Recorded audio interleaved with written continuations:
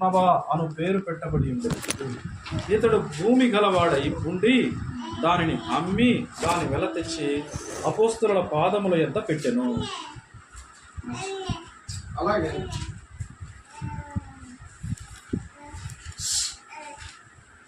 అపోస్తల కార్యముల గ్రంథంలోనే ఒక మాట, మరొక మాట చదువుకుందాం. చూడండి, 11వ అధ్యాయం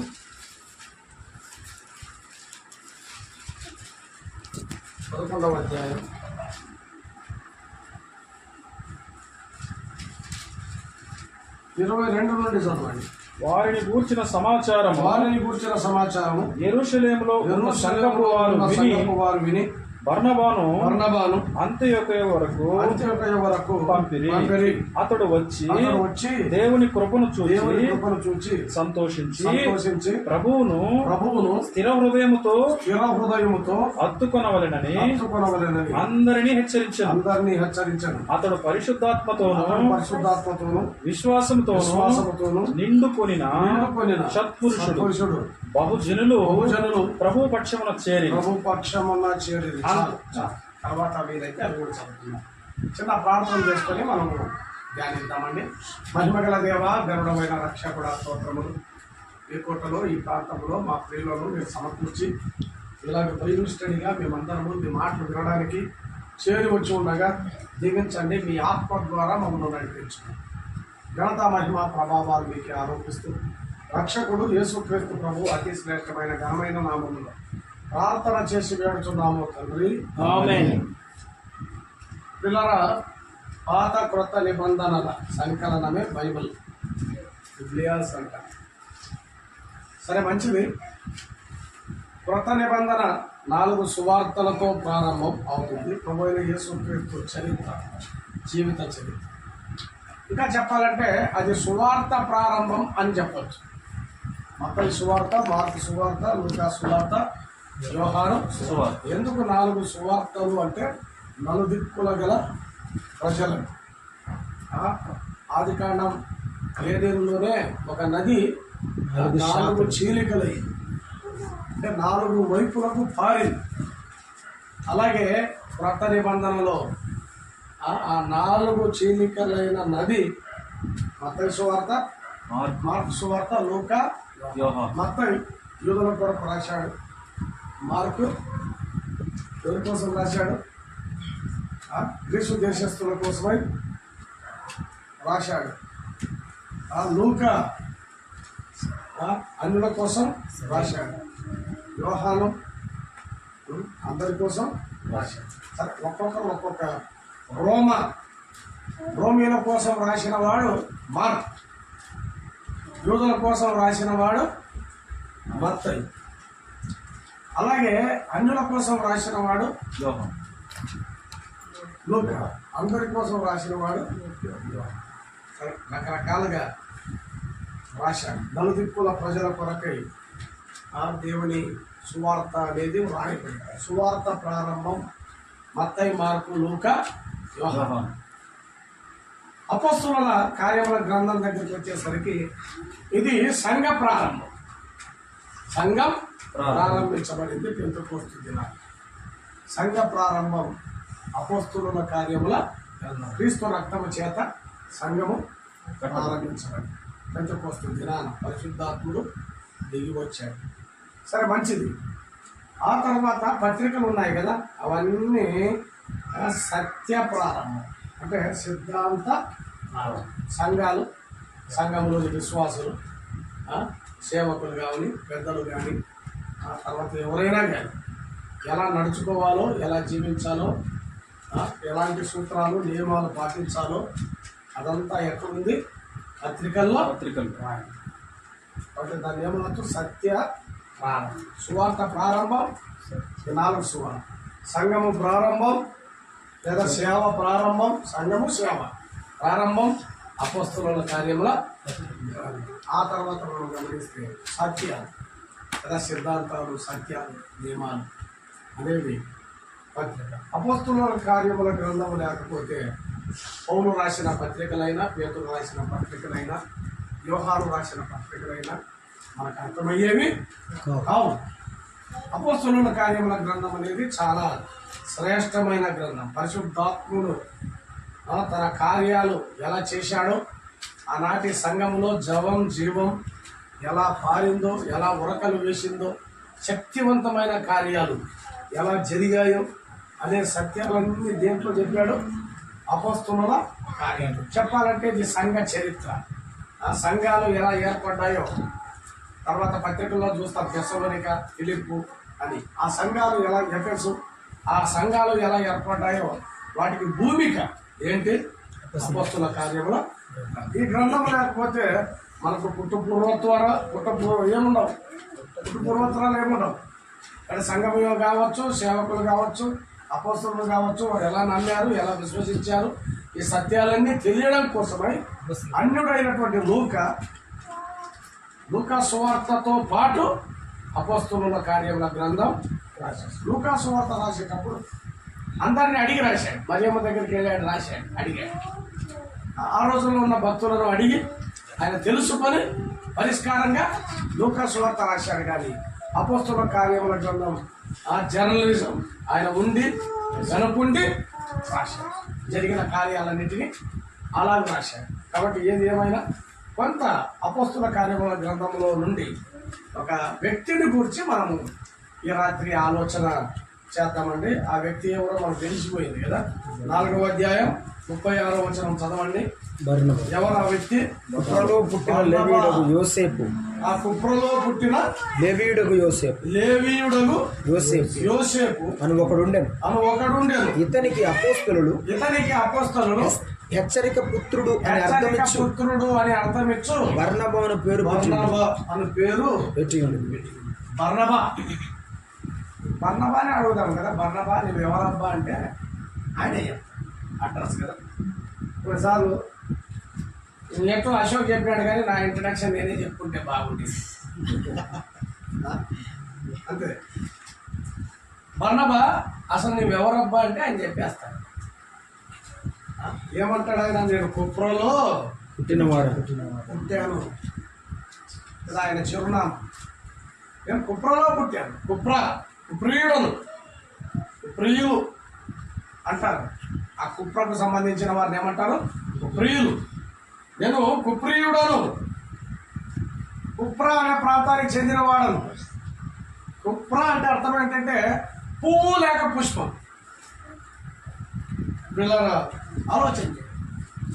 కుప్రలో పుట్టిన పుష్పం బర్నబా. ఇతడు ఒక పుష్పం, ఒక పువ్వు. ప్రభువైన యేసుక్రీస్తుని ఎరిగిన వారు కూడా ఆ ఒక పుష్పంలా జీవించాలి, ఒక పువ్వులా మనం జీవించాలి. పువ్వు ఏం చేస్తుంది? మనకు తెలుసు కదా. అది వికసిస్తుంది. పువ్వు వికసిస్తుంది. మనం కూడా వికసించాలి. వికసించడం అంటే అర్థం ఏంటంటే ఎదగడం. పువ్వు వికసిస్తుంది, దాని యొక్క వికాసం. పువ్వు వాసనిస్తుంది, దాని యొక్క సువాసన సాక్ష్యం. ఆ తర్వాత పువ్వు ఫలమునిస్తుంది, అది మధురం. ఆ తర్వాత పువ్వు వాడిపోయి రాలిపోతుంది. అక్కడి నుండి మరల మొలక ప్రారంభమవుతుంది. అది విత్తనాలను వదిలి వెళుతుంది. మరలా ఆ విత్తనాల్లో నుండి మరలా జీవం అనేది, ఆ విత్తనాల్లో నుండి జీవం అనేది వస్తుంది.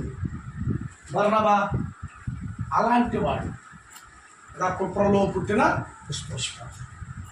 ఇలా నా ప్రభువైన యేసుక్రీస్తును నమ్మిన మనము పుష్పం వలె, ఒక పువ్వు వలె ఆ వికసించేవారుగా, ఆయన విశ్వసించిన మనం వికసించేవారుగా ఉండాలి.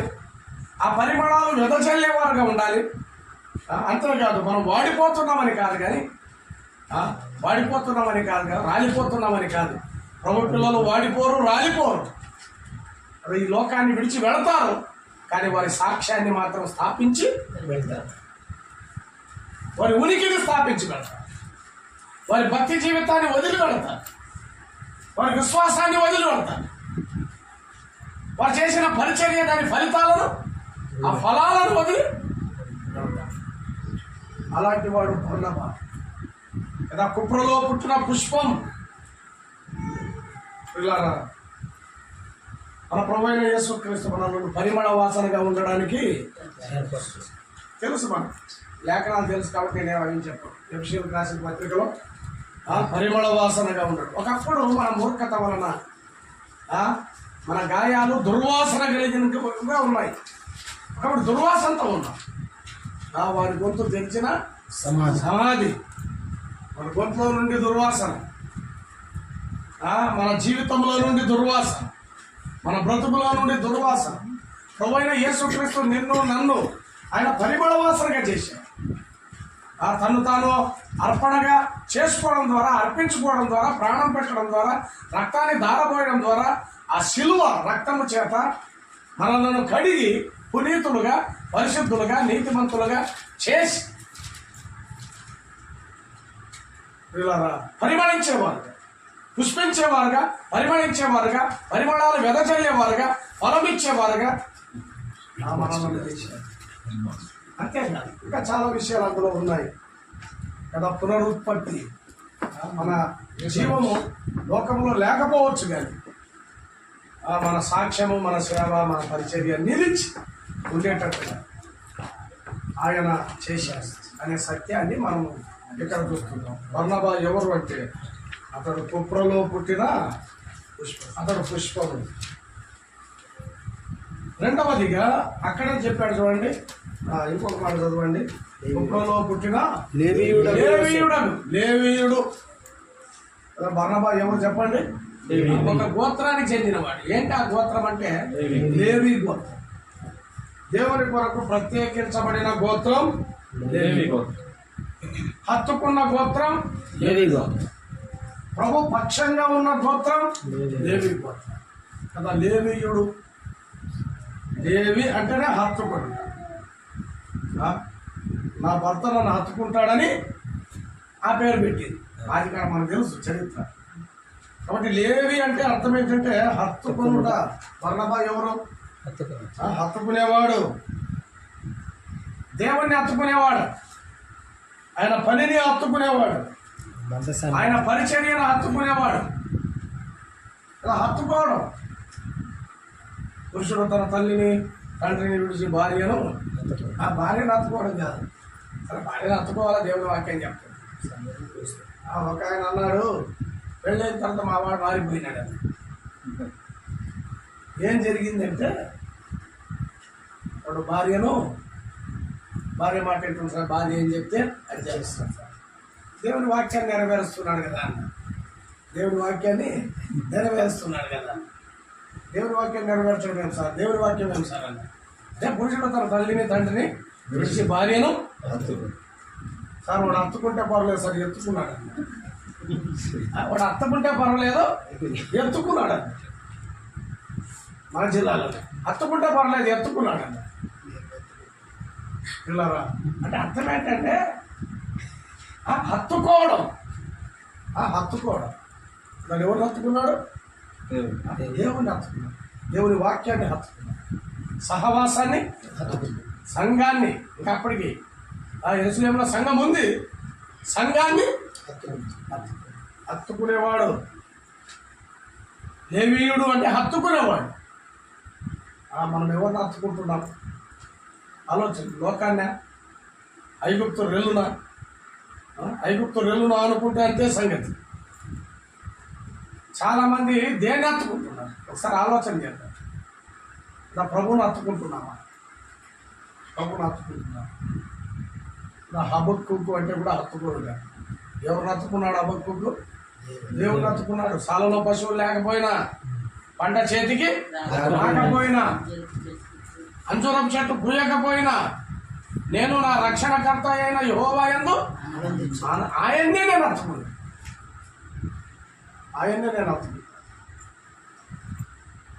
బర్నబా, నువ్వెవరబ్బా అంటే నేను కుప్రీయుడు అని అంటాడు. నువ్వెవరబ్బా అంటే ఏమంటాడు? నేను లేవీయుడను, నేను యెహోవాను హత్తుకునేవాడను. మన ప్రభువును మనం హత్తుకునేవాడుగా ఉండాలి అనేది ఒక సత్యం. మొదటి సత్యం, అతడు పుష్పం వంటి వాడు, పరిమళించు.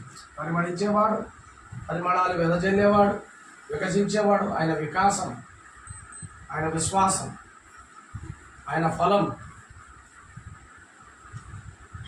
మూడవదిగా చూడండి, మూడవదిగా యోసేపు అని ఒకడు ఉండేది. యోసేపు.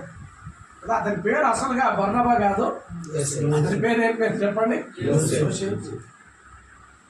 అలా యోసేపు చాలా మంచి పేరు ఇది. పాత నిబంధనలో భక్తుడైనటువంటి ఇలా ఫలించడి కొమ్మ. యోసేపు ఫలించడి కొమ్మ. యోసేపు, అసలు యోసేపు అంటే అర్థం ఏంటంటే కలిపేవాడిని. ఇంకొకటి మల్టిపుల్. యోసేపు అంటే అర్థం ఏంటి? మల్టిపుల్. ఇంకొకటి యోసేపు కలిపేవాడు. మరి బర్నబా ఎవరు చెప్పండి? హెచ్చరిక పుత్రుడు, విడగొట్టేవాడా? ఆదరణ, కలిపేవాడు. ఒకరినొకరిని కలుపుతాడు. ఎవరితో? దేవుని పిల్లలతో కదా. కలపాలి, మనం కలపాలి కదా. యాడింగ్. మనం చేయాల్సిన పని ఏంటి? యాడింగ్. అపొస్తలుల కార్యముల గ్రంథం అంతా చూడండి. చేర్చబడి అని ఉంటుంది. చేర్చబడి అంటే అర్థం ఏంటి? అపొస్తలుల కార్యముల గ్రంథం చదివితే చేర్చబడుట, కలపబడుట, కూడి ఉండుట, ఈ మాటలే కనబడతాయి సంఘం కదా. ఆ దినమంది ఇంచుమించు 3000 మంది చేర్చబడింది. కలపబడుట. యోసేపు అంటే కలిపేవాడు. యెరూషలేములో సంఘం అంతా విస్తరించిందంటే బర్నబా లాంటి వాళ్ళు ఉన్నారు, కలిపేవారు ఉన్నారు, తీసేసేవాళ్ళు కాదు. తీసివేసేవాళ్ళు చాలా మంది ఉంటారు. పనికిరారు, వీళ్ళు పనికిరారు, వాళ్ళు పనికిరారు అని చెప్పేవాళ్ళు చాలా మంది ఉంటారు. తీసేసేవాళ్ళు చాలా మంది ఉంటారు, కానీ తీసేసేవాళ్ళు కాదు మనం. కలిపేవాడు యోసేపు అంటే మరలా అని దాని అర్థం. ఇంకొకటి అని అర్థం జమ కదా. జమ. ఆలోచన చేయండి. బర్నబా పరిచర్యలో ఆయన కలిపేవాడు అనే మాట మనం చూస్తున్నాం. అపొస్తలుల కార్యముల గ్రంథం 15వ అధ్యాయం చూడండి. 15, 36 వచనం ఒకటి చదవండి. అపొస్తలుల కార్యముల గ్రంథం 15:36. కొన్ని దినములైన తరువాత ఏ పట్టణములలో ప్రభు వాక్యము ప్రచురపరచును ఆయా ప్రతి పట్టణంలో ఉన్న సహోదరుల యొద్దకు తిరిగి వెళ్ళి వారు ఎలా ఉన్నారో మనము చూతుమని పౌలు బర్నబాతో అనెను. తర్వాత చదవండి. అప్పుడు మార్కు అను మారు పేరు గల యోహానును వెంట పెట్టుకుని కదా. ఎవరు కలుపుతున్నాడు సేవలో? మార్కు. ఎవరు కలుపుతున్నాడు చెప్పండి? మార్కును కలుపుతున్నాడు. వెంట పెట్టుకోండి. నీకేం లేదు, ఇక్కడ ఉండి నేను పోయేస్తాను, మేము చేసేస్తాం అని కాదు. ఒక్కొక్కరిని జాయిన్. అసెంబ్లీ అంటారు. అందుకే క్రిస్టియన్ బ్రదరన్ అసెంబ్లీ అంటే అర్థం ఏంటి? సమూహం. కలవడం. మనం కలవాలి ముందు, ఆ తర్వాత కలపడం. బర్నబా యొక్క పరిచర్య. బర్నబాని అడిగితే నేను కలిపేవాడిని. మార్కుని వెంట పెట్టుకొని మార్కుని కలిపాడు. ఏమన్నా ఆలోచించండి. ఒక్కొక్కరిని కలపడం అనేది. అసలు సౌలు అంటేనే పారిపోతున్నారు ఆ రోజుల్లో. సౌలు అంటేనే పారిపోతున్నారు. ఎందుకు? సంఘాన్ని హింసించేవాడు 9వ అధ్యాయంలో. ఆ తర్వాత కాలంలో ఏం చేశాడు బర్నబా? అందరూ దూరం పెడుతుంటే భయపడి దగ్గరకు తీసి, ఎవరు దగ్గరకు తీశాడంట? మారిన పౌలు. సౌలు మారాడు కాబట్టి మారిన సౌలును గుర్తించాడు. దగ్గర తీసే పరిచర్య చేయడం లేదు చాలా మంది. ఇలా దగ్గర తీయడం, కలపడం, కలిపే పరిచర్య ఎంత మంచిది చూడండి. ఇంకా ఇక్కడ ఉన్నాం, ఇంకొక 10 మంది కలిస్తే ఎంత బాగుంటుంది ఆలోచన. దగ్గర తీసే పరిచర్య, కలిపే పరిచర్య ఎంత శ్రేష్టమైన. మార్కు ఎవరంటే అతడు యోసేపు. అతడు కుప్రియుడు. రెండవది అతడు లేవీయుడు. మూడవది అతడు ఎవరు చెప్పండి? అతడు ఎవరు? యోసేపు. యోసేపు. యోసేపు. ఆ తర్వాత 11వ అధ్యాయం 23వ వచనం మనం చదువుకున్నాం కదా. 11:23 మాట మనం చదువుతాం. 11వ అధ్యాయం. అతడు వచ్చి దేవుని కృపను చూచి సంతోషించి ప్రభువును స్థిర హృదయముతో హత్తుకొనవలెను. ఎందుకంటే ఆయన హత్తుకున్నాడు కాబట్టి చెప్తాడు. హత్తుకోలేని వాళ్ళు చెప్పలేరు కదా. హత్తుకోలేని వాళ్ళు చెప్పలేరు. ఎవరైతే ప్రభువును హత్తుకొని ఉంటారో వాళ్ళే చెప్పగలరు. అయ్యా, మేము యెరూషలేము నుండి వచ్చాం, మీరు ప్రభువును స్థిర హృదయంతో హత్తుకోవాలని అంత్యోక్యలో ఉన్న ప్రజలకు చెప్తున్నాడు. మీరు స్థిర హృదయముతో హత్తుకోవలనని అందరినీ హెచ్చరించాను కదా. బర్నబా అంటే అర్థం ఏంటి?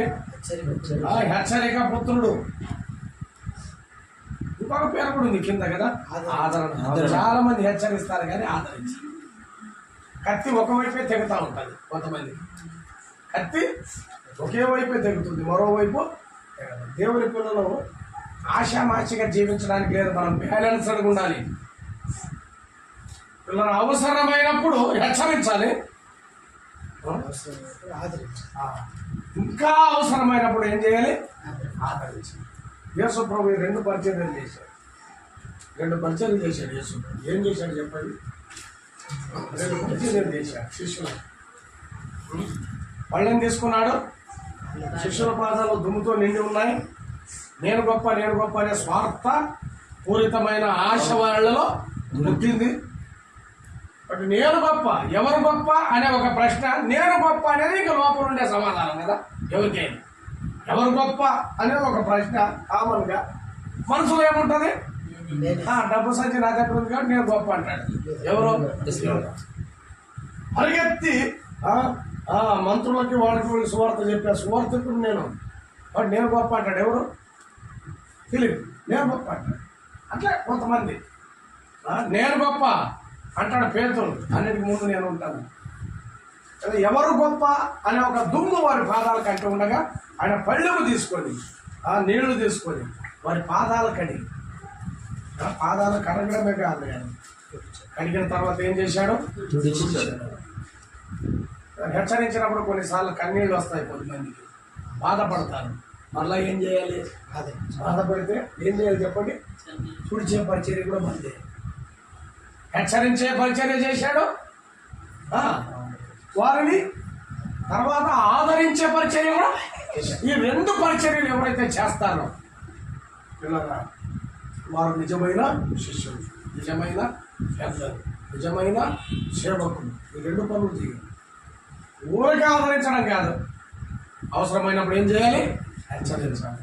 కానీ ఇవి జరిగినప్పుడు హెచ్చరించడం, ఖండించడం, బుద్ధి చెప్పడం అనేది ఒక పరిచర్య.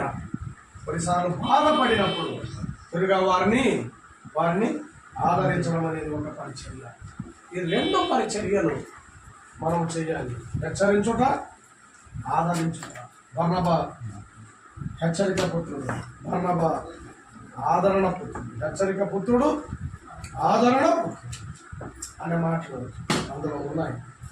ఒకటి యోసేపు కుప్రియుడు, క్షమించండి, బర్నబా కుప్రియుడు. రెండవదిగా బర్నబా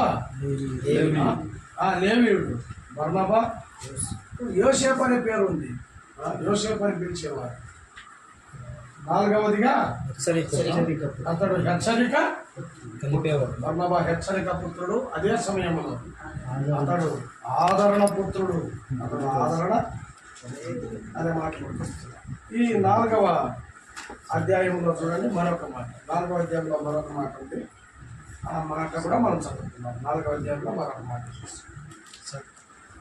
హెచ్చరిక పుత్రుడు అని అర్థమిచ్చు, హెచ్చరిక పుత్రుడు అనే అర్థమిచ్చు బర్నబా అని పేరు పెట్టి ఉండేది. ఆయన అసలు పేరు ఏంటంటే యోసేపే, కానీ అపోస్తలులు పెట్టిన పేరేంటి? ఆయనకి ఆనాటి సంఘం పెట్టిన పేరేంటి? బర్నబా అనే మాట మనం చూస్తున్నాం. బర్నబా అని పేరు పెట్టి ఉండేది. ఆ తర్వాత చూడండి 37వ వచనంలో 37 దాని వెల తెచ్చి దాని వెల తెచ్చిన బ్రదర్ దానికంటే ముందు. ఇతడు భూమి గలవాడై ఉండి అది ఇతడు ఎవరు చెప్పండి? భూమి గలవాడు. భూమి గలవాడు అంటే బర్నబా సంపన్నుడు. మామూలుగా సంపన్నులకు, ధనవంతులకు దేవుని పైన కానీ, దైవ కార్యాల పైన కానీ, దైవ సన్నిధి పైన కానీ అంత ఇంట్రెస్ట్ ఉండదు. కారణం ఏమిటంటే వారికి డబ్బే దేవుడు. డబ్బు అనేది ఒక నకిలీ దేవుడు. డబ్బు అనేది నకిలీ దేవుడు. నకిలీ దేవుని కొలుస్తుంటారు చాలామంది ధనవంతులు. డబ్బే దేవుడు అంటే అది ఒక నకిలీ. డబ్బు ఇచ్చేదంతా నకిలీ సంతోషం, నకిలీ ఆనందం, నకిలీ విజయం, లేకపోతే నకిలీ. అది ఇచ్చేది ఏదైనా అది నకిలే కానీ అది అసలు దేవుడు ఇచ్చేది అసలైంది. ధనం ఇచ్చేది యేసుప్రభు చెప్పాడు కదా, ఏమన్నాడు? ధనవంతుడు పరలోక రాజ్యంలో ప్రవేశించుట దుర్లభం. సూది బెజ్జంలో వంట దూరుట సులభం. సూది బెజ్జంలో వంట త్వాక కూడా దూరం మనకు తెలుసు. అంటే ఆ సూది బెజ్జం కాదు, అక్కడ బెజ్జంలో చాలా ద్వారాలు ఉన్నాయి. అందులో చాలా ఇరుకైన ద్వారం ఒకటి ఉంది, దానికి సూది బెజ్జము అని పేరు. ఆ ద్వారానికి సూది బెజ్జం. ఇక్కడ అన్ని జంతువులు అందులో దూరుతాయి కానీ ఒకటి మాత్రం దూరుతుంది. ఏది? వంటే అక్కడ ఇరుక్కుంటుంది. ఎక్కడ? సూది బెజ్జములో వంటే ఇరుక్కుంటుంది. లేదా ధనవంతుడు ఎక్కడ ఇరుక్కుంటాడు? ధనవంతుడు ఎక్కడ ఇరుక్కుంటాడు? మంచోడి బుద్ధి మాంసం దగ్గర అంటారు కదా. మంచోడి బుద్ధి ఎక్కడ? మాంసం దగ్గర తెలిసిపోతాడు. మాంసం దగ్గర దొరుకుతాడు. ఎక్కడ దొరకడు? మంచోడు ఎక్కడ దొరుకుతాడు? మాంసం దగ్గర దొరుకుతాడు. ఈ ధనవంతుడు ఎక్కడ దొరుకుతాడు చెప్పండి? డబ్బు ఉండేవాడు దొరికిపోతాడు. అక్కడ దొరికిపోతాడు, డబ్బు దగ్గర దొరికిపోతాడు. ధనాపేక్ష సమస్తమైన కీడుకు మూలం. డబ్బు నకిలీ దేవుడు. వీళ్ళారా డబ్బుంటే ఏమైనా చేయగలమని అనుకుంటాడు ధనవంతుడు. వాడు ఏమీ చేయలేదు. ఆలోచన చాలా విషయాలు ఉన్నాయి కానీ వాటి గురించి మనం మాట్లాడాలని కాదు. కానీ వీళ్ళారా ఇతడు సంపన్నుడే కానీ, ఆస్తి గలవాడే కానీ, భూమి గలవాడే కానీ, లేనివాడు కాదు, ఉన్నవాడే. అబ్రహాము ధనవంతుడు అయితే దేవుని యందు విశ్వాసము. విశ్వాసం డబ్బు మీద కాదు. డబ్బు ఉండొచ్చు, కానీ విశ్వాసం ఎవరి మీద ఉండాలి? ఆలోచన. నీ ధనం ఎక్కడ ఉండనో నీ హృదయము అక్కడ. నీ ధనవంతుడికి అక్కడే ఉంటుందండి. అందుకే టైలర్ కూడా జోబి ఎడపక్కనే కుడతారు కదా. ఎందుకు ఎడపక్కే టైలర్ ఎందుకు జోబి కుడతాడు? ఆలోచన చేయండి. యేసుప్రభు చెప్పిన సూక్తి అది. యేసుప్రభు చెప్పాడు, నీ ధనం ఎక్కడ ఉండనో నీ హృదయము అక్కడ ఉన్న. అప్పటి నుంచే టైలర్ జోబి కుట్టేది ఇక్కడే. ఇక్కడ పెట్టుకుంటే తప్ప కూడా ప్రశాంతంగా ఉండలేడు. ఇక్కడ పెట్టుకుంటే తప్ప కూడా ప్రశాంతంగా ఆలోచన. మానవునికి ఉండే లబ్డబ్బు కాదు, డబ్బు అని కూర్చుంటాం. ఈ రోజుల్లో కూడా అంతే. ధన ప్రవాహం సంఘాల్లో కూడా ధన ప్రవాహం. డబ్బు దాని యొక్క ఆధిపత్యం అనేది పెరిగిపోయింది. కాబట్టి మనం చాలా జాగ్రత్తగా, ఒకడు దేవునైనా సేవించాలి, లేకపోతే ధనాన్నైనా సేవించాలి. భక్తుడు అన్నాడు, డబ్బు చెడ్డ యజమాని కానీ డబ్బు మంచి దాసుడు. అంటే అర్థం ఏంటి? డబ్బు ఒక చెడ్డ యజమాని. డబ్బు యజమాని అయితే వాడు చాలా బ్యాడ్ మాస్టర్. తప్పుడు స్థలాలకు నడిపిస్తాడు, తప్పుడు పనులు చేయిస్తాడు, తప్పుడు జీవితాన్ని జీవించడానికి నడిపిస్తాడు. ఎందుకంటే వాడు తప్పుడు దేవుడు. లోకానికి డబ్బు అనేది దేవుడిలో ఉంది, నకిలీ దేవుడు. ఆలోచన నకిలీ. ఎందుకు ఈ మాటలు చెప్తున్నానో కొంత ఆలోచన చేయండి. ఒకడు దేవుణ్ణైనా సేవించాలి లేదా ధనాన్నైనా సేవించాలి. ఇద్దరు యజమానులకు ఒకడు దాసుడుగా. దేవుడా మన యజమాని, డబ్బా బ్యాడ్ మాస్టర్ కానీ గుడ్ సర్వెంట్. Good servant. డబ్బు అనేది మంచి దాసుడు, మంచి పనులు చేస్తుంది. డబ్బు మంచి పనులు చేస్తుంది. దాసుడైతే మంచి పనులు చేస్తుంది. అంటే అది మన చేతిలో ఉండాలి కానీ మనం దాని చేతిలో. డబ్బు జోబులో ఉంటే పర్లేదు బ్రదర్, కానీ తల్లో ఉండకూడదు అన్నాడు ఒక ఆయన. ఎక్కడ ఉండకూడదంట? జోబులో ఉండొచ్చు అంట. ఎక్కడ ఉండకూడదు? హల్లో ఉండదు. కొంతమందికి ఎక్కడ ఉంటుంది డబ్బు? ఇక్కడ ఉంటుంది. ఇక్కడ ఉంటే అంతే సంగతి, ఇక్కడ ఉంటే అంతే సంగతి. కానీ బర్నబాకి ఇక్కడ లేదు, అది మనం గమనించాల్సింది. బర్నబాకి ఇక్కడ అతడు భూమి గలవాడే, అతడు ఆస్తి గలవాడే, అతడు సంపద గలవాడే, అతడు సంపన్నుడే. చూడండి ఆ తర్వాత మాట, దాని వెల తెచ్చి అపోస్తలుల పాదముల యొద్ద పెట్టింది. అమ్మేశాడంట భూమిని. ఎందుకు? భార్యకి నెక్లెస్ చేయించాలని కాదు, పిల్లల ఫీజులు కట్టాలని కాదు, ఇల్లు కట్టుకోవాలని కాదు, వస్తు వాహనాలు కొనాలని కూడా. ఎందుకు అమ్మాడు పొలము? అంత చేతగా చెప్పాడు. ఎందుకు అమ్మాడు? దేవుని సేవకు ఆలోచన చేయండి. దాన్ని అమ్మాడంట. భూమి గెలవాడే కానీ దాన్ని అమ్మాడు. కారణం ఏంటంటే దాన్ని వెల తెచ్చి అపోస్తలుల పాదాల యొద్ద పెట్టారు. అపోస్తలులు దేవుని పని చేస్తున్నారు, వారి పాదాల దగ్గర పెట్టారు. వారి పాదాల దగ్గర డబ్బు పెట్టారంటే కారణం ఏంటి? డబ్బు ఉండాల్సింది ఎక్కడ? డబ్బు ఎక్కడ ఉండాలి? బీరువాలో ఉండాలా? డబ్బు బీరువాలో ఉండాలా? డబ్బు ఎక్కడ ఉండాలి? అసలు మనం ఎవరిని ఊరేగించాలి? దేవుడినా డబ్బునా? దేన్ని నెత్తి మీద పెట్టుకుంటాం, దేన్ని పాదాల దగ్గర పెట్టుకుంటాం. హకీమని ఒక నోటు దొరికేస్తే అయిపోయింది కదా, పొరపాటున అది తీసుకొని కళ్ళకద్దుకొని ఎంత చేస్తారు. చూడలేదు మీరు ఎప్పుడో? చేసాం కూడా. పాత పాత పాత రోజులు కదా. సేవకుల పాదాల దగ్గర ఏముంది? డబ్బు. వినాడు చాలా మంది పాదాల దగ్గర లేదండి, పాదాల దగ్గర లేదు. ఆనాడు సేవ చేసే వారి దగ్గర ఏమి లేదు. ఆ దేవాలయం మెట్లెక్కిపోతుంటే పేతురు యోహాను ఒకటి భిక్షం అడిగాడు కదా, భిక్షం అడిగాడు. ఆ భూమి ఇవ్వాలని ఉంది కానీ వాళ్ళ దగ్గర చూపించారు. వాళ్ళు చూపులు మా యొద్ద కానీ ఒకటి ఉంది. ఏంటి? యేసుక్రీస్తు నామం. నాణ్యం లేదు, వెండి బంగారం నాణ్యాలే కదా ఆ రోజు. నాణ్యాలు లేవు మా దగ్గర, నాణ్యం లేదు కానీ ఏముంది?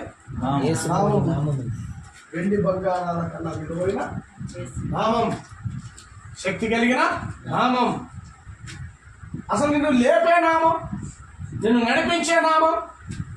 ఈనాడు చాలా మంది ఇంకా గుడి మెట్ల మీదే ఉన్నారు, ఇంకా గర్భగుడిలోకి రాలేదు. ఆ మెట్ల మీదే ఉన్నారు. మతం ఏం చేసింది? కుట్టివన్నీ చేసి, నువ్వు నడవలేవురా, నీ వల్ల కాదురా, నీ చేత కాదురా, ఈ మెట్లు ఎక్కరా, ఈ నడుచుకోరా అని కొన్ని మెట్లు పెట్టింది. ఎవరికి? ప్రతి మతం కూడా అంతే. నువ్వు క్రైస్తవుడా, నీకు ఈ మెట్లు. నువ్వు ముస్లిమా, నీకు ఈ మెట్లు. నువ్వు హిందువా, నీకు ఈ మెట్లు. ఆ మెట్లు ఎక్కడమే సరిపోయి. ఇంకొక ఆయన పాట పడి ఎన్ని మెట్లు ఎక్కినా కాదు రావాలి, మెట్లు ఎక్కితే కనబడతాడు. ఎక్కడికి రావాలి చెప్పండి? ఎక్కడికి రావాలి? ఆ మెట్లు కాదు, 1వ మెట్టు 2వ మెట్టు 3వ మెట్టు అని పాడతారు ఇంకా నవంబర్లో. ఆ మెట్లు కాదు, ఆ మెట్లు కాదు. వాడు మెట్టు మీదే ఉన్నాడంటే అర్థం ఏంటి? వాడు ఇంతవరకు గట్టెక్కలేదంటే అర్థం ఏంటి? వాడు ఇంకా నాణ్యాల కోసమే ఉన్నాడు కానీ దేవుని నామం కోసం. అందుకే చెప్పారు, తేరి చూడు మమ్మల్ని, తేరి చూడు, మా వైపు చూడు, మమ్మల్ని తేరి చూడు. మా దగ్గర నీకు ఇవ్వడానికి నాణ్యాలు లేవు, వెండి బంగారాలు లేవు, మా దగ్గర లేవు. కానీ అంతకంటే విలువైంది ఏంటంటే యేసుక్రీస్తు నామం. నీ లోకానికి ఇవ్వవలసింది కూడా అదే, నీ బంధువులకు ఇవ్వవలసింది అదే, నీ పిల్లలకి ఇవ్వవలసింది అదే, నీ కుటుంబానికి ఇవ్వవలసింది అదే. వెండి బంగారాల కన్నా విలువైన యేసుక్రీస్తు నామాన్ని మాకు కలిగినది మీకు ఇస్తున్నాం, మాకు కలిగినదే మీకు ఇస్తున్నాం. నజరేయుడైన యేసుక్రీస్తు నామమున నాణ్యాల మీద, పొలాల మీద, ఆస్తుల మీద, సంపదల మీద బర్నబాకు మనసు లేదు. భూమి గలవాడే, ఆస్తి గలవాడే, కానీ దాన్ని అమ్మి దాన్ని వెల తెచ్చి అపోస్తలుల పాదాల దగ్గర పెట్టారు. కారణం ఏంటంటే వారు తమకు కలిగినదంతా వారు ఆ రోజుల్లో చూడండి 33వ వచనం చదవండి. అదే 4:33. ఇదియు కాక అపోస్తలుడు బహు బలముగా ప్రభు అయిన యేసు పునరుద్ధానమును గూర్చి సాక్షి 32 చదవండి. విశ్వసించిన వారందరూ ఏక హృదయము ఏకాత్మ గలవారై ఉండి ఎవడనూ తనకు కలిగిన వాటిలో ఏదియో తనదని అనుకోలేదు. వారికి కలిగినదంతయో వారికి సమిష్టిగా ఉండేను అని చెప్పారు. ఎవరిది తమకు కలిగిన వాటిలో ఏది తమదని అనుకోలేదు. అందుకే అమ్మి సేవ కొరకు, పరిచర్య కొరకు, ఆ ఖర్చుల కొరకు తెచ్చి అపోస్తలుల పాదాల దగ్గర పెట్టాడు. ఎవరు? సమర్పణ కలిగిన వాడు యోసేపు. సమర్పణ కలిగిన వాడు యోసేపు. సంపన్నుడే కానీ సమర్పణ కలిగిన వాడు అని మనం చూస్తున్నాం. 11వ అధ్యాయం 20 అక్కడ చూడండి. అదే అపోస్తల కార్యముల గ్రంథంలో మరొక మాట కూడా చూద్దాం. 11:23 అతడు వచ్చి దేవుని కృపను చూచి సంతోషించి ప్రభువును స్థిర హృదయముతో హత్తుకొనవలెనని అందరినీ 24 పరిశుద్ధాత్మతోను అతడు విశ్వాసముతోను నిండుకొనిన సత్పురుషుడు. బహుజనులు ప్రభు పక్షమున చేరి. ఎవరంట? ఎవరు చెప్పండి? సత్పురుషుడు. ఒక మంచి వ్యక్తి, మంచి గుణం ఉన్న వ్యక్తి. కులం ఉన్న వ్యక్తి కాదు. మంచి కులం చాలా మందికి ఉంటుంది. కులం మంచిదా, గుణం మంచిదా అంటే ఏది మంచిదే? మంచిది. అలా మంచి కులం ఉండవచ్చు కానీ గుణం లేకపోతే ప్రయోజనం లేదు. ఇతను అలాంటి వాడు కాదు. ఎవరు చెప్పండి? సత్పురుషుడు. ఇతడు ఎందుకు సత్పురుషుడు అయ్యాడు? ఇతడు ఎందుకు మంచివాడు అయ్యాడు? ఇతనిలో ఆ సద్లక్షణాలు, మంచి లక్షణాలు ఎందుకు వచ్చాయి? అసలు ఎలా వస్తాయి? అక్కడే చెప్పాడు 34లో.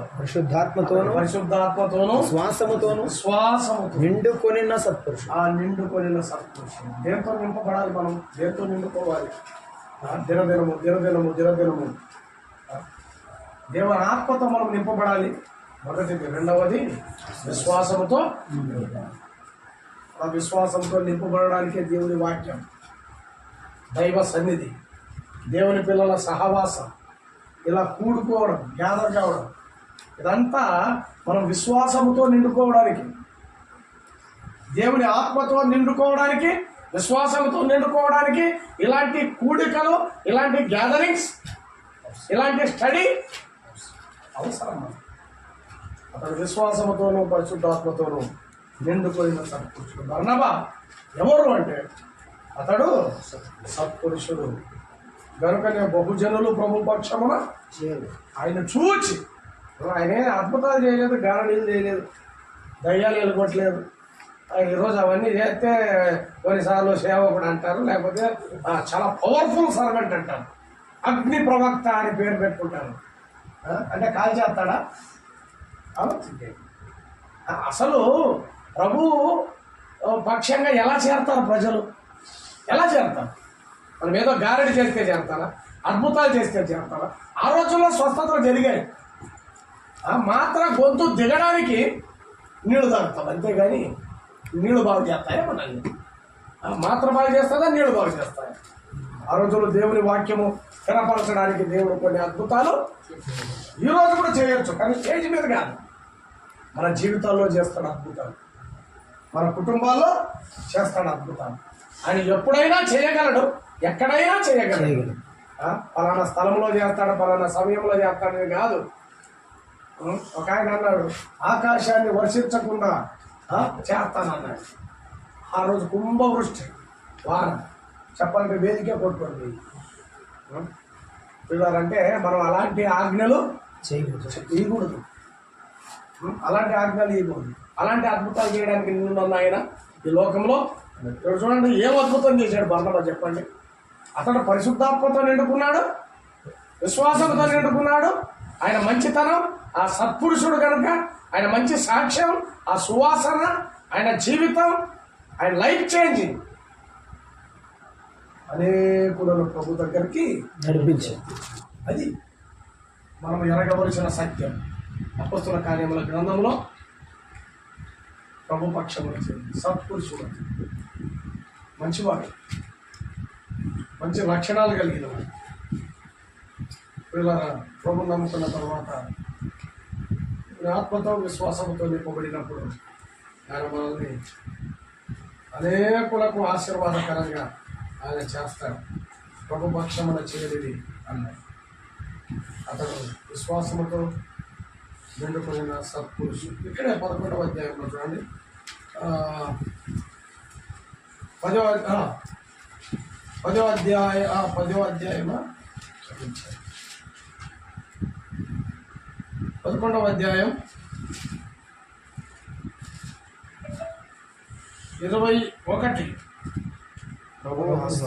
ప్రభు హస్తము వారికి తోడై ఉండేది కనుక నమ్మిన నమ్మిన వారు అనేకుల ప్రభు తట్టు తిరిగి వారిని కూర్చిన సమాచారం యెరూషలేములో ఉన్న సంఘం వారు విని బర్నబాను అంత్యోకయ వరకు పంపారంట. బర్నబాని ఎందుకు పంపారు? చెప్పండి, ఎంతమంది లేరు అక్కడ? బర్నబాను పంపడంలో ఉద్దేశం ఏంటి? బర్నబాకి కుళ్ళు, కుతంత్రాలు, పక్షపాతం, అసూయలు, ద్వేషాలు ఇలాంటివి లేవు. ఆయన సత్పురుషుడు, చాలా నిర్మలంగా ఉంటాడు, యథార్థంగా ఉంటాడు, మంచితనంతో ఉంటాడు, తేటగా ఉంటాడు. అందుకే ఎవరిని పంపారు చెప్పండి? యెరూషలేము సంఘపు వారు ఎవరిని పంపారు? బర్నబాను పంపారు. ఎక్కడికి పంపారు? అంత్యోకయ అనే ప్రాంతానికి పంపారు. చూడండి 23 చదవండి. 23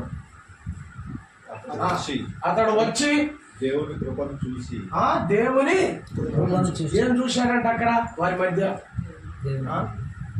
వారి ఆస్తి అంతస్తులు చూశాడా? వారి కులం చూశాడా? వారి హోదా చూశాడా? వారి క్వాలిఫికేషన్ చూశాడా? ఏం చూశాడంట? అసలు మనం ఏం చూడాలి? దేవుని కృప. సంఘానికి వెళ్ళినప్పుడు దేవుని కృప, ఒక కుటుంబానికి వెళ్ళినప్పుడు దేవుని కృప. అబ్బో ఎంత పెద్ద మందిరం అంటారు కొంతమంది కదా. అంటే వాళ్ళు ఏం చూసినారు? మందిరం చూసినారు. ఏం చూసినారు చెప్పండి? అంటే మందిరం చూడడానికి సరే, మందిరం బాగుంది అంటే తప్పేం లేదు, కానీ అక్కడ ఏం చూడాలి? మనం వెళ్ళినప్పుడు, ఒక స్థలానికి వెళ్ళినప్పుడు మనం ఏం చూడాలి? ఒక సంఘానికి వెళ్ళినప్పుడు ఏం చూడాలి? ఒక సావాసానికి వెళ్ళినప్పుడు ఏం చూడాలి? బర్నబా ఎలాంటి వాడు చూడండి. మరి అక్కడికి వెళ్ళినప్పుడు ఏం చూశాడంట? ఇక్కడికి వచ్చినప్పుడు మనకు కనబడాల్సింది ఏంటి? అందుకే పౌలు అంటాడు, ఏమై ఉన్నానో నేనేమై ఉన్నానో దేవుని కృప. నా పాండిత్యం కాదు, నా డబ్బు కాదు, నాకున్న హోదా కాదు, నా మతం కాదు, నా గోత్రం కాదు, నేనేమై ఉన్నానో దేవుని కృప వలననే. బర్నబా అక్కడికి వెళ్ళి అంత్యోకయ అనే ప్రాంతానికి వెళ్ళి దేవుని కృపను చూసి తర్వాత మాట చూడండి, సంతోషించాడు. అక్కడ పరిచర్య, అక్కడ సేవ, అక్కడున్న భక్తులు, అక్కడున్న ప్రజలు, వారి మనస్సు అందరిని చూచి సంతోషించాడు. మనకంటే ఎక్కువ ఎవరైనా సేవ చేస్తుంటే, పరిచర్య చేస్తుంటే, సమర్పణ కలిగి ఉంటే, భక్తి కలిగి ఉంటే, విశ్వాసం కలిగి ఉంటే మనం ఏం చేయాలి? పడుగొరకాల. డాక్టర్ దగ్గరికి వెళ్ళాను. ఏమైంది అన్నాడు. ఏం చెప్పేది? కడుపు నొప్పి అన్నాడు. కడుపు పంట. అవునా? ఎప్పటి నుంచి లేదు? ఎప్పటి నుంచి? ఆ పక్కింటోడు కలర్ టీవీ కొన్నప్పుడు ఎప్పటి నుంచి అంట కడుపు పంట వాడికి. వాడు కలర్ టీవీ కొంతమందికి మంట. మా భారతదేశ పరిస్థితి కూడా అట్లా ఉంటుంది కొన్నిసార్లు. మన ఇంట్లో కరెంట్ పోతే పక్కింట్లో చూసిందానంట. ఎందుకు? అది ఇక్కడ పోతే ఖచ్చితంగా పోతే మనకు సంతోషం. మనోడు ఫెయిల్ అయితే అవుతున్నాడు కూడా ఏం కావాలి? ఖచ్చితంగా ఫెయిల్ కావాలి. ఫెయిల్ అయితేనే మనము కొంచెం సంతోషంగా పడుకుంటాం. ఎలాంటి తత్వం చూడండి. అది లోకంలో కాదు, ఈనాడు సంఘంలో కూడా పరిచర్యలో కొన్నిసార్లు అది సంఘంలో బర్నబా దేవుని కృపను చూసి ఏం చేశాడంట? సంతోషించాడు కదా. ఈ సంతోషించే మనసు, సంతోషించే హృదయం చాలా మందికి లేదు. ఇక్కడ ఒక మందిరం, పెద్ద మందిరం కట్టుకున్నా, మీరు ఎట్ట కట్టి ఇక్కడ మందిరం ఇది ఏదో చేశాడు, ఏదో ఏదో బ్యాడ్గా ప్రచారం చేసేవాళ్ళు చాలామంది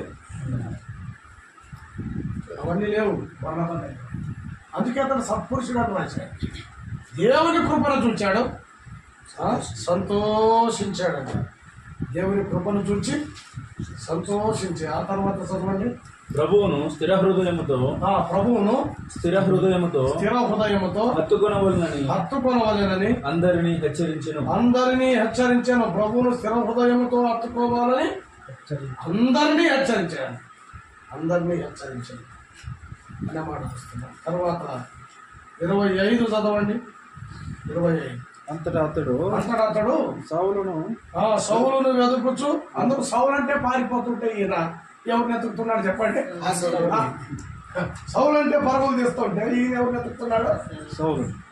సౌలును వెతుకుచు తార్సునకు వెళ్ళి అతన్ని కనుగొని అంత్యోక్యకు తోడుకొని వారు కలిసి 1 సంవత్సరం అంతా ఈ సంఘంలో ఉండి బహుజనములకు ఏం బోధించారు చెప్పండి? వాక్యములు బోధించారు కదా. ఎక్కడైనా నిజమైన సంఘం ఉంది, భక్తుల సమూహం ఉంది అంటే అక్కడ వాక్యం బోధించబడాలి. అదే ఒక గుర్తు. దేవుని వాక్యము ఉన్నట్టుగా ఎక్కడైతే బోధించబడుతుందో, సత్యము ప్రకటించబడుతుందో అది నిజమైన సంఘం, అది నిజమైన క్రైస్తవ్యం. ఇలా 1 సంవత్సరం ఉంది వాక్యము బోధించి కలసి. బర్నబాది ఒక దారి మామూలుగా, సౌలును ఒక దారి, అయినా వారు కలిసి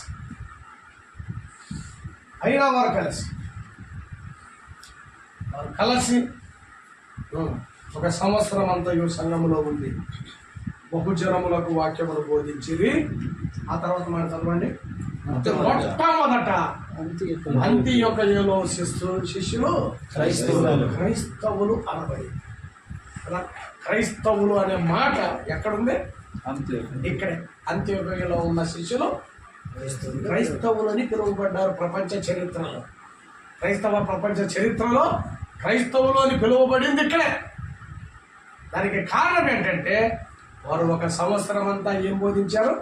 వాక్యం బోధించారు. అంత్యోకయలో శిష్యులు వారి జీవితం, వారి మార్పు, దీన్ని చూసి వాళ్ళు చెప్పుకోలేదు మేము క్రైస్తవులు అని. వాళ్ళు చెప్పుకోలేదు. ఈరోజు కదా మేము క్రైస్తవులు, మేము బిలీవర్స్, రకరకాలు చెప్పుకునే వాళ్ళు ఉన్నారు. వాళ్ళు చెప్పుకోలేదు కదా. లోకం చెప్పింది కదా, అంత్యోకయలో వీళ్ళు క్రైస్తవులు అంటే వీళ్ళు క్రీస్తులు. ఒక క్రీస్తు ఉండేవాడు, ఆయన ఇప్పుడు లేడు. ఇప్పుడు అంత్యోకయలో చాలా మంది క్రీస్తులు ఉన్నారంటే అర్థం ఏంటంటే క్రీస్తులా మాట్లాడేవారు, క్రీస్తులా నడిచేవారు, క్రీస్తులా ప్రేమించేవారు, క్రీస్తులా జీవించేవారు. చూడండి, క్రీస్తులని పిలిచారు. ఆ క్రీస్తులే క్రైస్తవులుగా ఉన్నారు. ఆ క్రైస్తవులు అంటే ఎంత ఘనత కలిగిన పేరు. మొట్టమొదటిగా అంత్యోకయలో శిష్యులు ఏమయ్యారు? క్రైస్తవులు శిష్యులు కాదు, శిష్యులు ఏమయ్యారు? మనం క్రైస్తవులు అంటే ముందు ఏమై ఉండాలి? మనము శిష్యులై ఉండాలి. శిష్యులు క్రైస్తవులని ఉండాలి. ఒకసారి ఒక రైల్వే ప్లాట్ఫామ్లో వెళుతుంటే ఒక ఆయన ఏదో స్పీడ్గా ట్రైన్ అందుకోబోయి ఒక నారింజ పళ్ళ బుట్ట, ఒక చిన్న బిడ్డ అంటే యవనస్తుడు, చిన్న పిల్లవాడే ఆ ప్లాట్ఫామ్ మీద అమ్ముతుంటే ఆ బుట్ట తగిలి ఆ పళ్ళన్నీ కింద పడ్డాయి. వాడేమో ట్రైన్ పట్టుకున్నాడు, కానీ పళ్ళన్నీ ప్లాట్ఫామ్ మీద చల్లాచల్లాడు. మా పుట్ట పట్టుకుని ఆ పిల్లవాడు అనుకుంటున్నాడు. మరొక వైపు నుంచి ఒక యవనస్తుడు ఆ పళ్ళన్నీ తన దగ్గర ఉన్న తెల్ల కర్చీపుతో తుడిచి ఆ బుట్టలో పెడుతున్నాడు. తన చివరి పండు పెట్టేటప్పుడు ఈ బిడ్డ అడిగాడు ఆయన ఆ యవనస్తుడు, మీరు క్రైస్తవులా అన్నాడు. మీరు క్రైస్తవులు. ఆయనకి డౌట్ వచ్చేసింది, ఎందుకలా అడిగామన్నా, ఎందుకలా బుట్ట తగిలింది. ఒకడు వెళ్ళిపోయాడు వదిలిపెట్టి. అందరూ ఎవరి పనులు వాళ్ళు చూసుకుంటున్నారు, పరిగెడుతున్నారు ఆ ప్లాట్ఫామ్ మీద. కానీ యవనస్తుడు మాత్రం మిలిటరీ ఆర్మీ నుండి వచ్చాడు, దిగాడు. ఈ పరిస్థితి చూసి ఏం చేస్తున్నాడు? సహాయం చేస్తున్నాడు. ఆ పళ్ళన్నీ ఆ ఖర్చులతో తుడిచి పెడుతున్నాడు. మీరు క్రైస్తవులు ఎందుకు అలా అడిగామంటే, క్రైస్తవులు అయితేనే ఇలాంటి పనులు చేస్తారు, క్రైస్తవులు అయితేనే ఇలాంటి పనులు చేస్తారు. ఆ చిన్న బిడ్డకుండా గ్రహింపు చూడండి. మరి క్రైస్తవులు ఎలాంటి పనులు చేయాలి? ఎలాంటి పనులు చేయాలి? మంచి పనులు చేయాలా, చెడ్డ పనులు చేయాలి? బర్నబా సత్పురుషుడు. ఒక చోట దైవ కార్యం జరుగుతున్నప్పుడు చూచి సంతోషించు. ఆ లక్షణాలు మనలో ఉండాలి. బర్నబా లాగా మనం ఉండాలి, కానీ బరబ్బా లాగా కానీ. ఇప్పుడు బరబ్బా ఉన్నాడు, ఎవరు చెప్పండి? బందిపోడులో. వాడు ఏం చేస్తాడు? నాశనం చేస్తాడు. పట్టణాన్ని నాశనం చేస్తాడు, గలిబిలి చేస్తాడు, దొంగతనము చేస్తాడు. వాడు బందిపోటు. చాలా మంది బర్నబాని పేరు పెట్టుకున్నారు, కానీ బరబ్బాలు ఆయన బతుకుతాడు. పేరు కాదు, ఇలా బరబ్బాలు కాదు, బర్నబాల్ లాగా ఉన్నాడు. బర్నబాల్ లాగా మంచి ఇక్కడ బర్నబాల్ నక్కి ఉన్నాడు. నేను బర్నబా అవుతానా బరబ్బా అవుతాను డౌట్ అవుతాను. నువ్వు బర్నబే అవుతావు. అంటే బర్నబా అతని జీవితంలో ఉన్న కొన్ని లక్షణాలు ఈ బైబిల్ స్టోరీలో ఉన్నాయి. మొట్టమొదటిగా అతడు మంచి సాక్ష్యం, విశ్వాసం, జీవితం కలిగింది. ఆ సువాసన అపొస్తల కార్యముల గ్రంథంలో మనం గుబాళిస్తుంది. రెండవది అతడు ఎవరు చెప్పండి? లేవీయుడు. ప్రభువును హత్తుకున్నాడు కనుకనే స్థిర హృదయంతో హత్తుకోవాలని అంత్యలో ఉన్న శిష్యులకు హెచ్చరించాడు. హత్తుకున్నాడు. మూడవది అతడు ఎవరు? యోసేపు. అంటే కలిపేవాడు, మార్పులు కలిపాడు. సౌలును చూసి పరిగెడుతుంటే సౌలును దగ్గర తీసుకొచ్చాడు. ఆలోచన కలిపేవాడు. ఒక్కొక్కరిని తీసుకురావడం అనేది గొప్ప పరిచర్య. దగ్గర తీయడం అనేది గొప్ప పరిచర్య. దేవుని పిల్లలతో యాడ్ చేయడం అనేది ఇది ఒక గొప్ప పరిచర్య. ఆ గొప్ప పరిచర్య ఎవరు చేశారు? మనం కూడా చేయాలి. ఒక్కొక్కరిని కలపడం అనేది చాలా మంచి పని బర్నబా చేశాడు. యోసేపు. నాలుగవదిగా బర్నబా ఎవరు చెప్పండి? బర్నబా అంటేనే అర్థం ఆదరణ పుత్రుడు, హెచ్చరిక పుత్రుడు, లేక రెండు పరిచర్యలు ఉన్నాయి. హెచ్చరిస్తాడు, గద్దిస్తాడు, దగ్గర తీస్తాడు. మంచి తరం. ఆ రెండు పరిచర్యలు ఆయన చేశాడు బర్నబా. ఐదవది ఏంటి? సత్పురుషుడు. ఎందుకు అతడు సత్పురుషుడో మనకు తెలుసు కదా. శుద్ధాత్మతోను విశ్వాసముతోను ఈ రెండింటితో ఎవరైతే నింపబడతారో వారు సత్పురుషులు. వారు కాని పనులు చేయరు. అందుకే అంత్యకు వచ్చినప్పుడు దైవ కృపను చూశాడు. అక్కడ వారి మధ్య ఏముంది? దైవ కృపను చూశాడు. చూసి సంతోషించాడు. అంతటితో ఆపాడంటే లేదు, మరలా సౌలును ఎత్తుక్కుంటూ ఇద్దరూ కలిసి ఒక సంవత్సరం అంతా అక్కడ ఉండే శిష్యులకు దేవుడి వాక్యాన్ని బోధించాడు. వాక్యం బోధించినప్పుడు శిష్యులు ఏమయ్యారు? కాబట్టి శిష్యులు క్రైస్తవులు కావాలంటే ఏమవసరం మనకి? వాక్యం, బైబిల్ స్టడీ, బోధ, అపోస్తలుల బోధ. అందుకే బైబిల్ స్టడీ, దేవుడి వాక్యం, దైవ సన్నిధి అది మనల్ని మారుస్తుంది. శిష్యులను ఏం చేస్తుంది? క్రైస్తవులు శిష్యులు కాదు, కానీ శిష్యులు క్రైస్తవులు కావాలి. క్రైస్తవులు శిష్యులు కాదు, కానీ శిష్యులు ఏం కావాలి? అలా కావడానికి ప్రభు తన కృపను మన పట్ల విస్తరింప. ప్రభు ఈ మాటల్ని దీవించి ఆశీర్వదించుకుంటారు.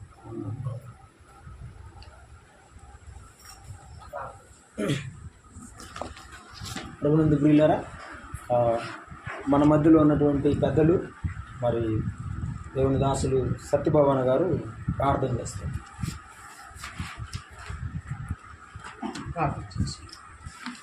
మహిమగల తండ్రి, కృపగలిగినటువంటి మా గొప్ప దేవ నాయన, ఈ యొక్క బుధవారం దినం కొరకు మీకు స్తోత్రాలు.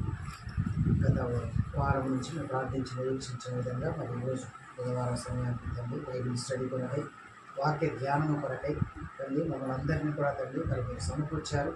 మాతో కూడా ఆయన బర్నబా లక్షణాలు వివరించినటువంటి మరి అన్నను బట్టి బలం నుంచి మా దగ్గర తీసుకొని వచ్చి బైబిల్ స్టడీలో తండ్రి అందించిన వర్తమానం అంతటి కొరకు కృతజ్ఞతలు చెల్లిస్తున్నాం.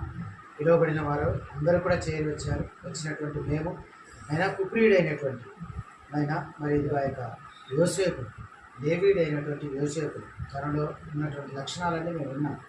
మేము కూడా తండ్రి శిష్యులను చేయబడ్డాం. ప్రభువును నమ్మటాన్ని బట్టి తండ్రి యొక్క కుమారుని యొక్క పరిశుద్ధాత్మ నామములు తండ్రి బాప్తిస్మం పొందటాన్ని బట్టి శిష్యులమయ్యాము. అయితే శిష్యులైనటువంటి మేము బర్నబాలో ఉండేటువంటి లక్షణాలన్నిటినీ మేము అలవరుచుకొని నేర్చుకొని వాటి ప్రకారం జీవిస్తే మరి బర్నబా ఎలాగో క్రైస్తవుడు అయ్యాడు, అక్కడ ఉన్నటువంటి అంత్యోక్యలో ఉన్నటువంటి వారందరూ క్రైస్తవులు అనబడ్డారు. మరి మేము కూడా నీ పిల్లడముగా ఆ పనులు తుడిచి ఇచ్చినటువంటి ఆ వ్యక్తిని కనుగొన్న చిన్న బాలుడు అని లోకమంతా నాయన మమ్మలను చూసి, మా పనులను చూసి, మా క్రియలను చూసి నిజముగా సత్పురుషులు, దేవుని పిల్లలు, క్రైస్తవులు అనేటువంటి విధంగా లోకమంతటిని కొందరినైనా, ఆయనైతే అందరినీ హెచ్చరించాడు. మరి మేమైతే కొందరినైనా మొదట మీ దగ్గర హెచ్చరికలు తీసుకుంటూ మిమ్మల్ని హత్తుకొని జీవిస్తూ పరిశుద్ధాత్మతో నిండుకున్న వారమే, విశ్వాసము కలిగిన వారమే, రానైన దినాలను మీ కొరకై ఈ ప్రాంతంలో కలిపే వారముగా నైనా, సమకూర్చేటువంటి వారముగా నైనా, మరి ఇదిగో ఆదరించేటువంటి వారంగా అనేక విషయాలను మేము కూడా బర్నబాను పోలి అయినా మరి మేము కూడా ఇదిగో జీవించటానికి బర్నబాలో ఇంకా బోలెడు లక్షణాలన్నీ ఉన్నాయి. మేము కూడా అలవర్చుకొని మీ మహిమ కొరకు జీవించడానికి సాయం చేయమని ఇంతవరకు తీసుకురా మరి వాక్యం అందించినటువంటి మీ దాసుని, సంఘాన్ని, కుటుంబాన్ని, సమస్తాన్ని మీరు ఇంకనూ మరి ఎక్కువగా మీ పరిచర్యలు నాయనా ఇదిగో మరి మీరే వాడుకోమని మీకు కృతజ్ఞతలు చెల్లిస్తూ చేరి వచ్చిన మమ్మల్ని అందరినీ పేరు పేరున ఆయన జాషువా బ్రదర్ కుటుంబాన్ని, రాఘవయ్య సార్ వారి కుటుంబాన్ని తండ్రి, మరి అలాగేనైనా ఇదిగో ఒక చలపతి సార్ వారి యొక్క కుటుంబాన్ని, రవి సార్ వారి యొక్క కుటుంబాన్ని నైనా, మరి ఇదిగో తండ్రి హరి సార్ వారి కుటుంబాన్ని, వారి యొక్క సంఘాన్ని నైనా, మరి ఇదిగో చేరి వచ్చినటువంటి ఆయన తిమోతిన వారి కుటుంబం, మరి అశోకన వారి కుటుంబాన్ని, అలాగే నా తమ్ముడు కపిలి కుటుంబాన్ని, వీరికి మమ్మల్ని అందరినీ కూడా తండ్రి మీ యొక్క పనిలో బలపరిచి అన్ని విషయాలలో వర్ధిల్ల చేసి వాడుకుందరని సమస్త విషయాలలో కృతజ్ఞతలు మీకే తెలియజేస్తూ చిన్నపిల్లలు వచ్చారు, చరణ్ వచ్చాడు, జ్ఞాపకం చేసుకొని దీవించండి. యేసు ప్రభు నమ్మదగిన నామం ప్రార్థించి వేడుకుంటున్నాము తండ్రి. ఆమేన్.